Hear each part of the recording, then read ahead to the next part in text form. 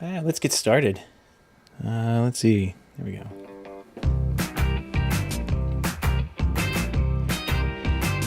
This is the HomeTech Podcast for Friday, April 2nd from Sarasota, Florida. I'm Seth Johnson, and the HomeTech Podcast is a podcast about all aspects of home technology and home automation. This week, we're going to dive right into some home tech headlines, talk about some rumors. No, not Apple rumors, some other rumors. And, of course, we got a pick of the week this week.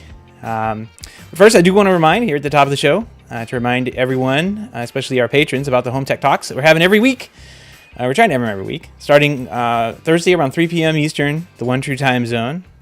We all get together and talk about some fun things. We talked about home theaters last week, and some interesting conversations about kind of the gear and everything people were doing, some process. We talked a little bit about process, putting one together. Some gear I hadn't seen before or known about before. Kind of cool to see that. So check it out. It was a cool conversation. If you're a patron, you know what? I'm saying don't forget about the Home Tech Talks, but I forgot to post it on the Patreon feed. So I'll do that after the show. I'll post it on there. But if you're not a patron, the one way that you get to check out the Home Tech Talks and become a part of them is to go to HomeTech.fm/support, and it'll bring you to the Patreon page, and any patron has access to that and can see the old episodes of the Home Tech Talks and what we've got every week. You can sign up to join that. It's basically a Zoom webinar, but a group of us get in there and just chat every week. And like I said, it's been fun so far. This week we're going to talk about something that's kind of our main news headline tonight. Tomorrow, I'm pretty sure we'll talk about that mostly. But it's just a good way to kind of get together and talk about news of the week or a specific topic that we talk about. So with that, let's go ahead and jump into some home tech headlines. Oh man. So yeah, Ubiquiti, huh? There's a whistleblower involved in the response to the data breach suffered by Ubiquiti Networks has claimed that the incident was downplayed and could be best described as catastrophic. On January 11th, the networking equipment provider began sending out emails to customers informing them of recent security breaches. I was one of them, and I remember getting that email.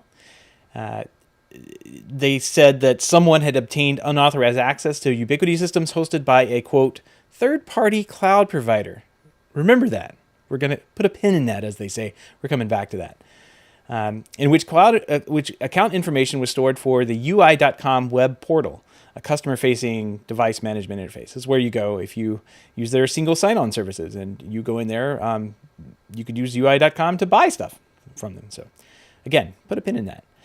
At the time, Ubiquiti said the information, including names, email addresses, salted hash passwords, credentials, it may have been compromised alongside home addresses and home phone numbers of any customers that it may have put that information within the portal. So no big deal, right? Change your password, should be good to go. Several months later, however, a source who participated in the response to the security breach told security expert Brian Krebs that the incident was far worse than it seemed and could be described as, quote, catastrophic. Speaking to Krebs on security after raising his concerns through both Ubiquiti's whistleblower line and the European data protection authorities, the source claimed that the third-party cloud provider was a fabrication and the data breach was massively downplayed in an attempt to protect the firm's stock value. According to the alleged responder, cybercriminals gained administrative access to Ubiquiti's AWS account, so their Amazon Web Services databases, via credentials stored and stolen from an employee's LastPass account, which has permitted them to gain unfettered root access to all of their AWS accounts, S3 buckets, where the data stores, application logs, and secrets for the single sign-on cookies, all database, all logs, all user credentials, everything. The source also told Krebs that in late December, Ubiquiti IT staff found a backdoor planted by the threat actors, which was removed in the first week of January. A second backdoor, which was also allegedly discovered, led to an employee credentials being rotated again before the public announcement was made for this data breach on January 11th. Holy cow! This is absolutely insane. What a wild ride. But I guess this should be expected from Ubiquiti, right? Like this is we kind of expect this to come out of this company. It's one of those companies I can genuinely say you get what you pay for. Like, the stuff is pretty good, but when it breaks, you don't cry. Like, it's not the $1,000 ruckus access point I was talking about on the last show. It's not that. But if it breaks, I won't be as sad either, right? Like, it's disposable. I classify Ubiquiti as disposable IT products. Like, you're going to spend more time and effort trying to track down an RMA for these things than you are just buy a new one. Just buy a new one and swap it out and pop it in. And for the most part, they work okay. As long as you don't tinker around with too many of the settings. But wow, that culture extends all the way through the company, it seems.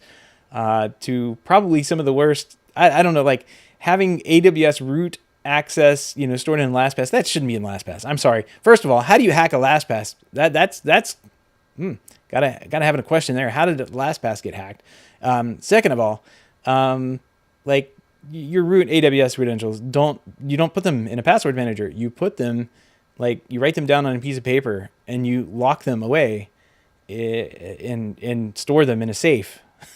Maybe a safety deposit box. I don't know. Like, this is not, if you're a multi-million-dollar company like Ubiquiti, it's not something you store in LastPass and that any random employee can have access to. I don't know. This just seems bad practices all around. I don't know. Bad situation. Hopefully we get some more information. Ubiquiti's not commented on this, but hopefully we get some more info from them here in the future. T-Mobile's, I got to go to the next one. There we go. T-Mobile's streaming services won't look the same after April 29th. The carrier has announced that it's expanding its collaboration with Google across its products, including TV Vision. The original TV Vision Live, Live Plus, and Vibe services that launched late last year are winding down April 29th. So the end of next month, technically. Next month. I guess it's this month since this comes out on Friday. T-Mobile is killing those products and making YouTube TV and Philo its premium and base level TV services, respectively. Current TV Vision Live customers can get a free month of YouTube TV worth $65 and 3 free months of YouTube Premium, which is $12. Live is T-Mobile's $40 a month package. It offers 30 channels, which can be upgraded to Live Plus with additional sports channels for $10 more. Meanwhile, current Vibe customers, the tier that offers like on-demand with live programming for $10 a month, can get a free month of Philo. And after that, those 3 months are done. T-Mobile customers continue YouTube TV and Philo subscriptions for $10 less than their original prices. So only pay $55 a month for YouTube TV and $10 a month for Philo. Not a bad deal all around. I thought this was funny. In this announcement, the company explained that it has, quote, learned a lot about the TV industry since launching TV Vision, and T-Mobile has concluded that it, quote, can add even more value to consumers' TV choices by partnering with the best services out there. There you go. Wow. Learned a lot. I thought that quote was quite funny. So, yeah. All right. I do want to wish happy birthday, Josh AI. The company celebrates being in business 6 years this month and has introduced a special limited edition Cobalt Blue Josh Micro. For those you don't remember, Josh AI is a voice control company started way back in the year 2016. And first shipped a product. It was based around the Mac Mini. Was sold kind of and aimed towards the ultra high luxury market, high end homes, kind of priced into that as well. But a year later, in 2017, they launched the Micro, which came down in price. I mean, Micro is fine. I think the Micro is for what it is and what it does. I think it's extremely well priced.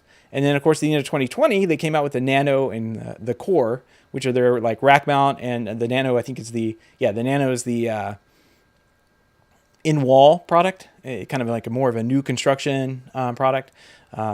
But today, here goes the article that we'll put in the show notes. Links here. It says, to date, Josh AI has signed up and trained more than 600 dealers in the U.S. and Canada. So great job, guys. 6 years. I know that Alex and friends over at Josh AI have put in a lot of work into that company, and it shows. It really does. They continue to be one of the leaders in the industry, and I'm glad we've got their talent contributing to us. So, well, speaking of talent contributing, we got to talk about this, and this kind of goes to rumors.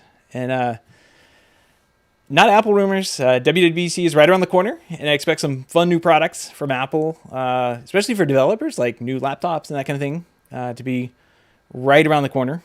But this one, we're talk about this a little. It's gonna be a little bit closer to home. Rumors been swirling around that Logitech will discontinue the entire Harmony remote line, and I've got a couple of points of evidence here. I got Gavin here in the chat saying, "No, not Harmony." Yeah, I agree. I agree, Gavin. It's not so much fun to be making this announcement. So I've got an email that was sent to me from a listener, and I'm just gonna remove some of the information from it to kind of make it a little less.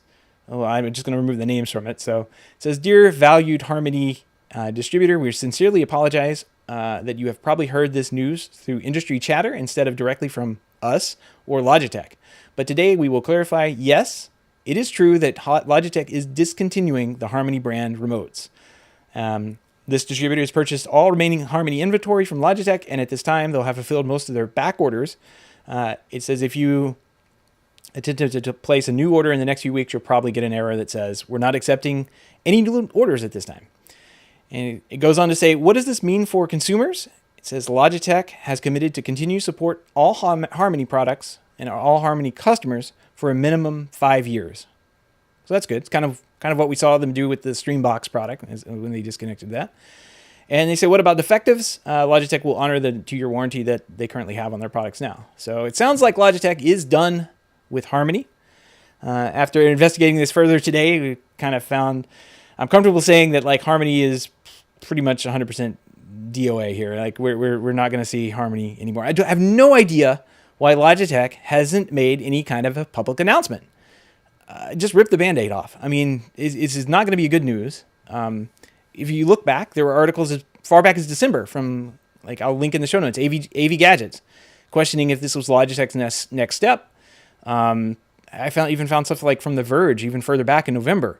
A forum post back on around the same time in December on Remote Central, which is, I don't know, an awful forum to go to. It's just so lame. But it has over 7,000 views. So people have been talking about this within the industry and speculating on this. And if you go through that forum post, Logitech says, no way, we're committed.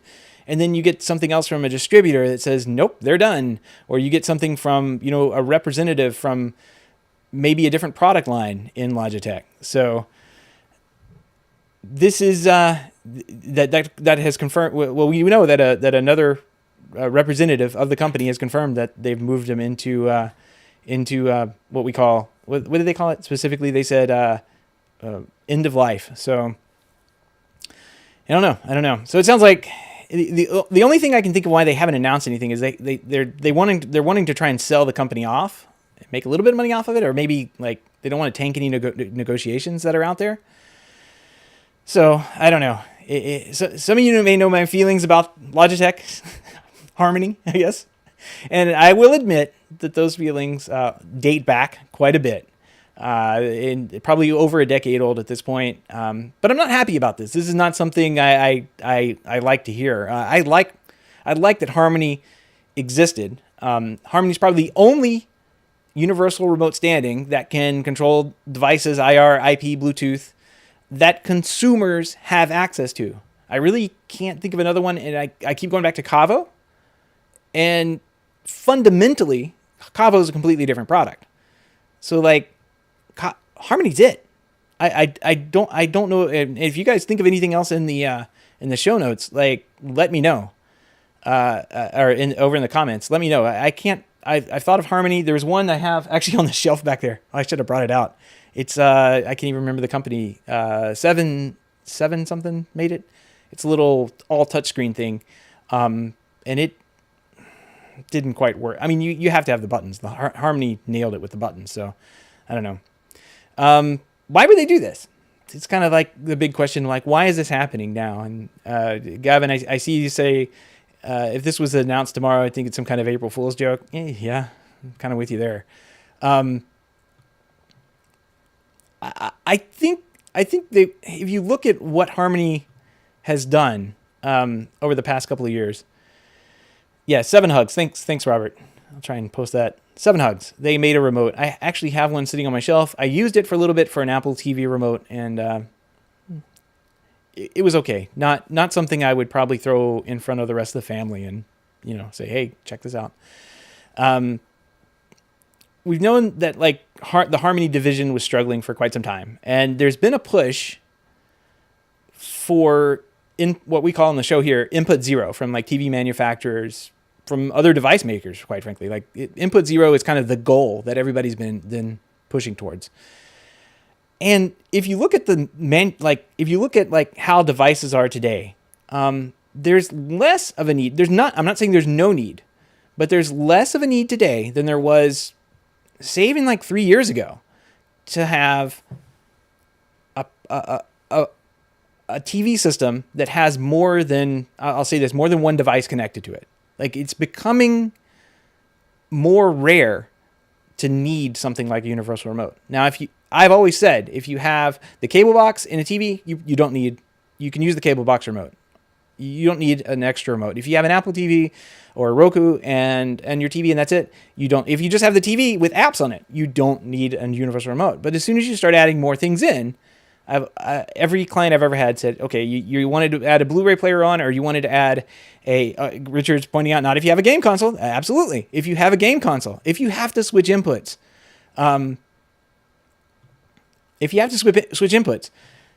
there's no reason to not have a universal remote. Like, it makes everything so much easier. But I think what we're seeing is, like, largely, if you look over everything, not just like what people in this tech industry do, but like if you look at what the normal people do, the muggles, if we will, what they do, they're just hooking up like a TCL TV, or they're just using the apps on their LG, and they're plugging in the network or hooking up the Wi-Fi. They're not even plugging in the network; they're just using Wi-Fi, and that's what their TV experience is these days. If they want better sound, they'll hook up a sound bar. And the soundbar, if you match it with the manufacturer, most of the time works pretty well out of the box, and you can use the TV remote to control it. It uses Bluetooth or something, something on the HDMI cable or something like ARC or something like that. It's a number of times I've walked in to people's homes that I know, and they've got their TV hooked up, they're running Netflix on the TV, and they've got a soundbar hooked up for the better sound. And that satisfies a lot of people. And if you don't need to buy a universal remote for that, that affects Harmony directly. And if you look across the rest of their offerings as an entire company like Logitech, you're going to see that the Harmony line was already struggling. And then you add that into next to like webcams and computer peripherals, which were already having an amazing year in 2020. And put that with the less need for remotes, and forecast that trend line out, you're going to start losing more and more money over time. And if you're Logitech, you're probably not wanting to, if you're an executive at Logitech, you're probably not wanting to have that conversation with board members or your stockholders in the near future. So less demand, mounting costs. I mean, it costs more and more to do the R&D and develop new products. And then you look at it with more profit coming from other divisions. It makes absolutely sense that they've done this. The only thing I can't figure out is why they haven't announced this. It's only gone through the rumor mill. It's only gone through back channels and from distributors and heck, from other divisions in Logitech. We're getting news that the products are all sitting over there on the chopping block. Like they're EOL'd, end of life. So I just don't really understand. I don't really understand why they haven't said anything about this. But I guess we'll go ahead on the way out here. Go ahead and play. Here he is. I had this loaded up for a couple of weeks back for the HomePod, but I'm going to go ahead and play it for the Harmony on the way out. It has been a wild 20 years of service for the brand. And you know what? Like, it's been a decent remote for a lot of people for a very, very long time. There's a lot of fans showing up here and I think Richard here, he mentions that the Harmony Express, ill-fated Harmony Express, was the nail in the coffin. It was a terrible product. I agree. Again, they went away from buttons, right? Gavin's mentioning COVID. I don't know. I think it was contributing to that because COVID was 2020, and if you look at 2019, there were already stories popping up like this brand isn't doing very well. And I had to do this research today because I remembered seeing these stories, but I wasn't quite sure how long ago they go back. They go back quite a bit. They go back into 2019, and some of them are even, I think The Verge even had one is like, what's the point of this product? And it was actually a Verge cast or something. They interviewed one of the C-level executives, and they were not quite, I don't know, like, how do I say this? They weren't like bullish on the product either. So I don't know. It's sad to say this, but I think Harmony's on the way out. Hopefully, the best news that we could get. Like, what's the best news that we could get? The best news is some investor buys this stuff. I mean, there's still value here. There's still a lot of value here in this product line, and the IP, the patents. I mean, there's got to be tons of R&D that just great ideas and everything that's been floating around this company for the past 20 years.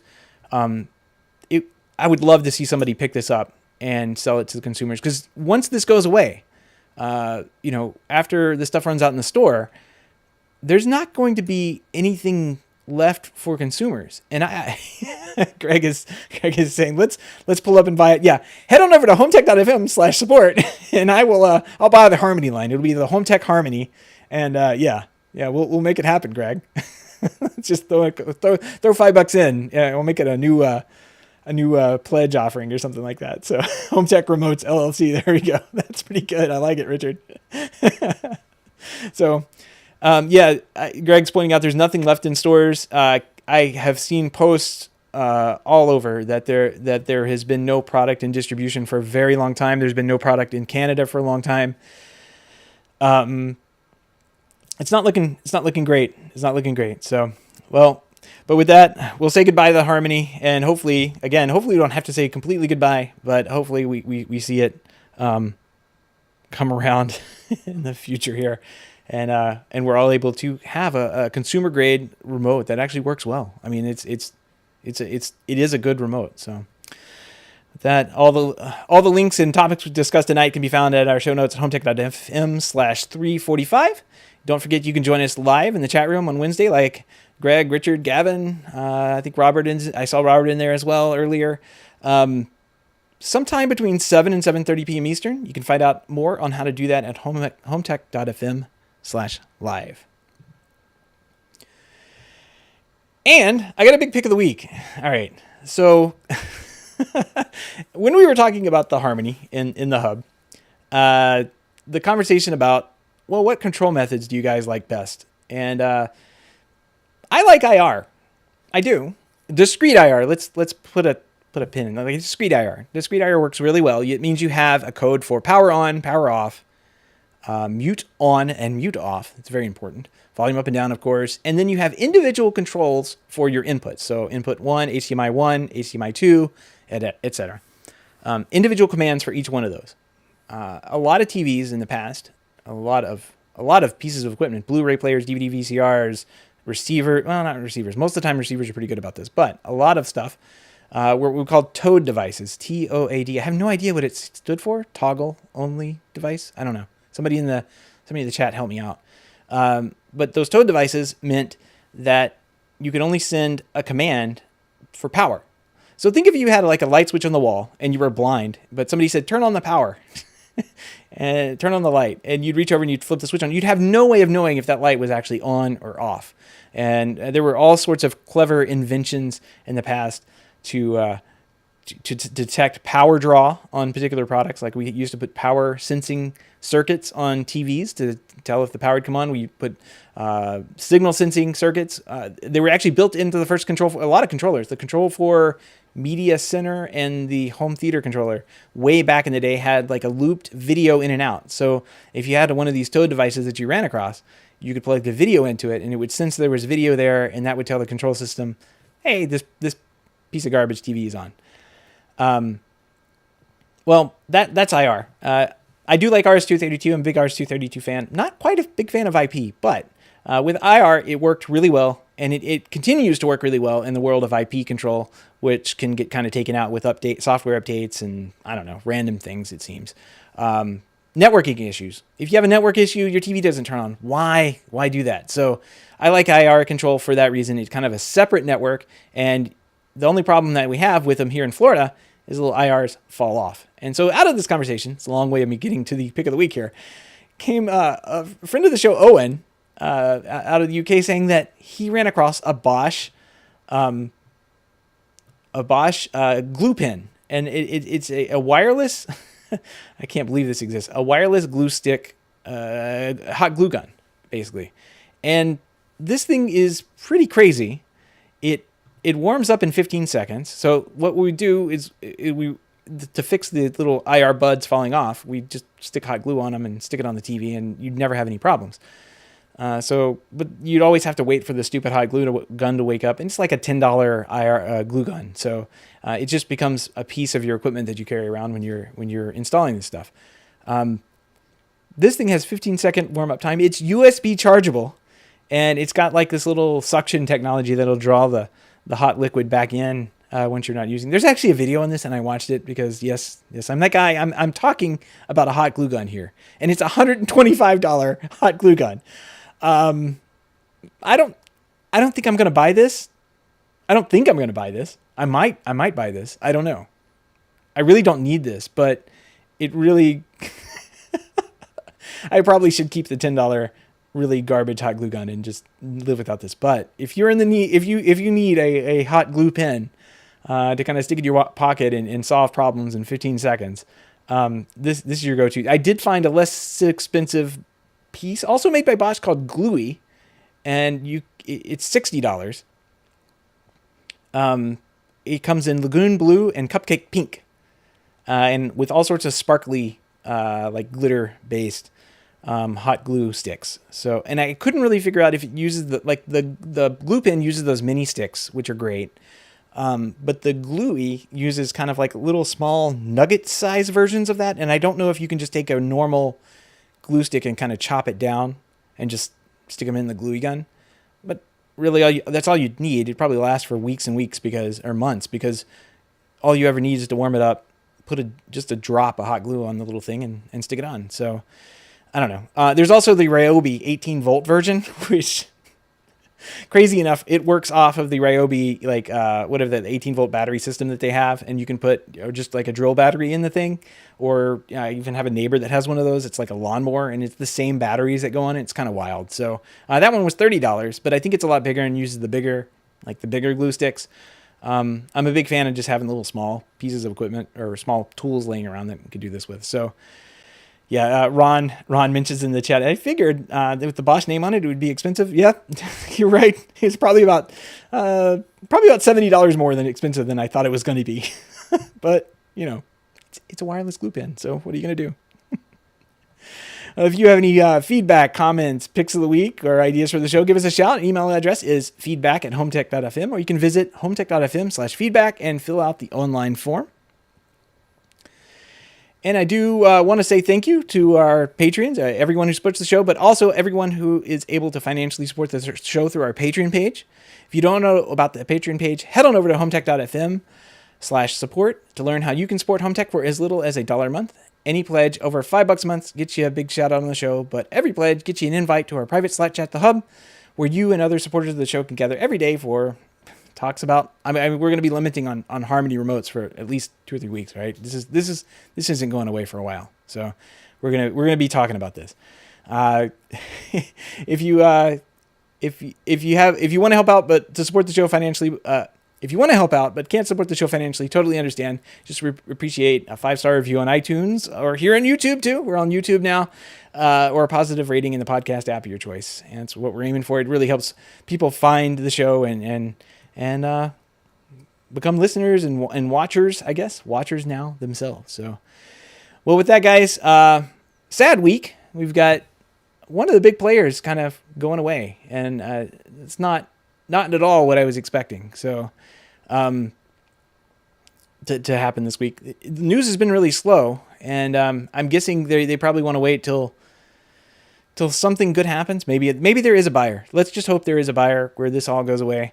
But I think somebody actually put a thumbs up. For some reason, I can see thumbs up, a giant GIF thing. Whoever's in the live show, hit that thumbs up. It went all over my screen. I have no idea how that happened or who did it, but thank you. But anyway, hopefully we'll have a buyer for Harmony, and we'll see the brand continue and products continue to live on, and serve their purpose in this weird changing world that we're in. So with that, guys, thank you all for joining in the live chat, and thank you for listening to the show here on the podcast. And with that, we'll talk to you next week.